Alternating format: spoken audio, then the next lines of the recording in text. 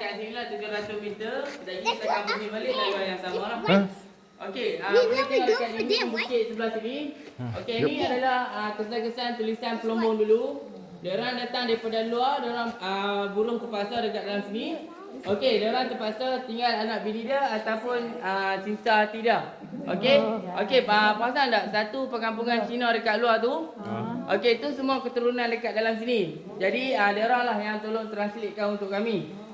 Okey, yang dia tulis sini, yang saya faham dia cakap tu sikit je lah. Dia tulis sini, merah pu cang ai. Maksudnya bunga tak selalu mekar ataupun berkembang. Maksudnya bunga tu ada juga kelayukan dia lah. Okey, dia di sini dia banyak sangat maksud dekat sini. Dulu tahun 1850 mungkin Pelombong dulu baru